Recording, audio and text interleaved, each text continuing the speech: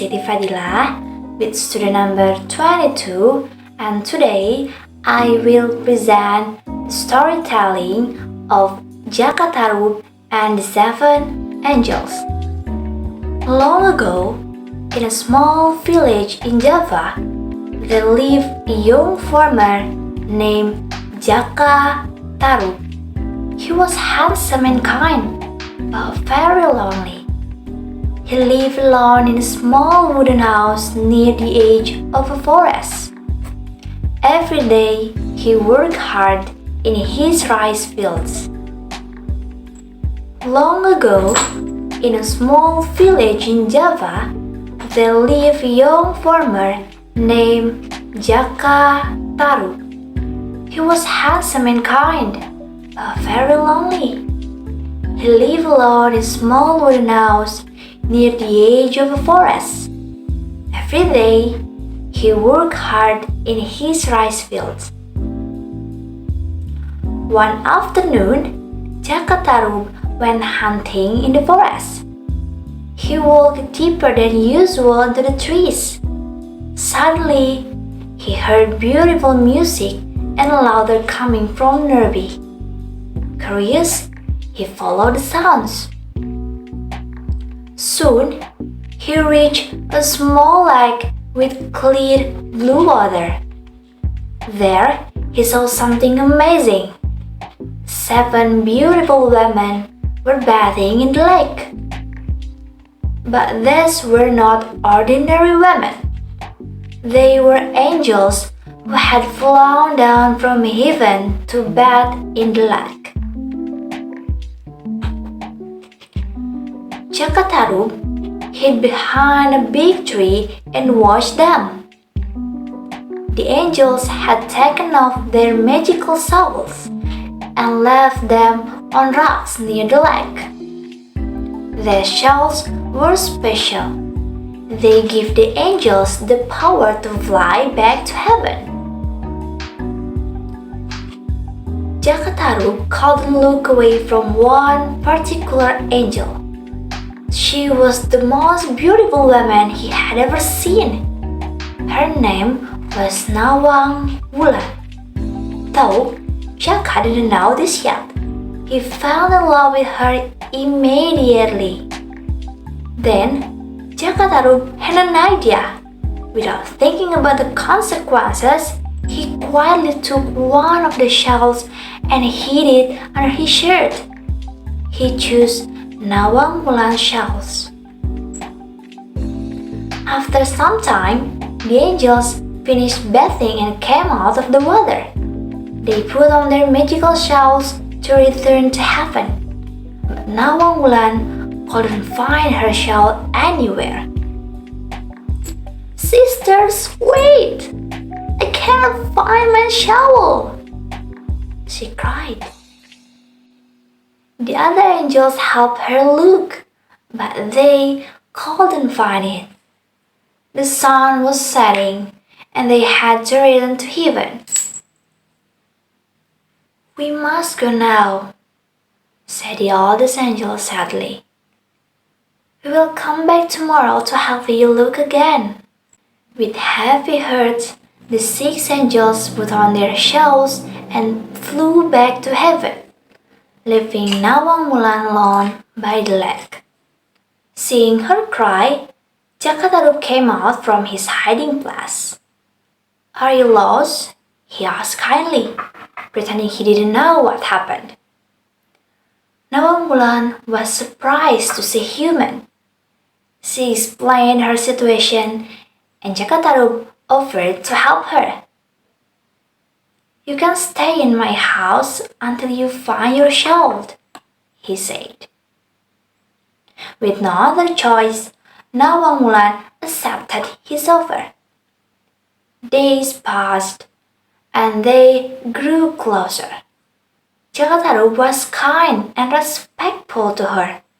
Slowly, Nawang Wulan began to have feeling for him too. After several months, they got married. Jaka Tarub felt guilty about hiding her shawl, but was afraid she would leave if he returned it. So he buried the shell under the rice barn where Nawang Mulan would never find it. Life was good for the couple. Nawang Mulan used her heavenly powers to help with housework. She could cook a pot of rice from just one grain. But she made Jaka promise never to look inside the cooking pot while she was making rice. A year later, they had a beautiful baby daughter named Nawangsi. They were very happy together. Their rice fields produced more than any other in the village, and they always had enough food. One day, while Nawang Mulan was washing clothes in the river and their baby was sleeping, Jaka became curious. He wondered how his wife could cook so little rice but always have enough food. He decided to look inside the cooking pot. When he lifted the lid, he saw only one grain of rice and a lot of water. How strange, he thought, and closed the lid again. When Nawang Mulan returned home, she went to check on the rice. As soon as she lifted the lid, she knew someone had looked inside. Her magic no longer worked. Jaka, did you look inside the cooking pot? She asked. Feeling ashamed, Jaka admitted that he had. Nawang Mulan was sad but forgave him. For that day, she had to cook rice like a normal human, using many grains instead of just one. Years passed happily until one rainy season when their rice barn needed repairs. While fixing it, Jaka found the magical shell he had hidden years ago. Meanwhile, Nawang Mulan was cleaning around the house when she felt a strange feeling. Something was calling her. She followed the feeling to the rice barn and saw her husband holding her lost soul.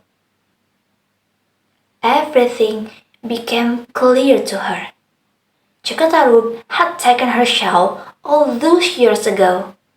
Everything became clear to her. Jaka had taken her shell all those years ago. With tears in her eyes, she took the shell from his hand. "You took my shell," she said sadly. "You're the reason I couldn't return to heaven." Jaka fell to his knees. "Please, forgive me. I love you from the first moment I saw you. I was afraid you wouldn't leave if I returned your child." Nawang Mulan's heart was torn. She had grown to love her husband and daughter deeply, but the call of heaven was strong. She belonged to the sky. "It is my home, but I will always love you and our daughter." Jaka cried, but he knew he had to let her go. He had been selfish to keep her on earth. Before leaving, Nawang Mulan made a promise. "I cannot stay on earth, but I will watch over our daughter.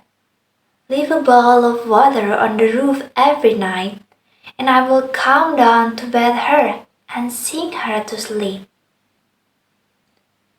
With those words, she put on her magical shell, kissed her daughter goodbye, and flew back to heaven. Every night after that, Jaka will place a bowl of water on the roof, and every night Nawang Mulan will come down from heaven to care of her daughter. As Nawangsi grew older, she would look up at the stars and wave to her mother.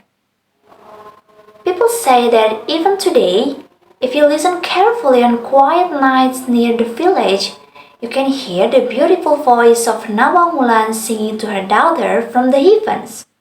This story teaches us that true love means wanting happiness for those we love, even if it means letting them go. It also reminds us that we cannot build happiness on lies. The truth will always come out in the end. Okay, that's story of Jaka, Tarub and Seven Angel. Thank you and see you next time.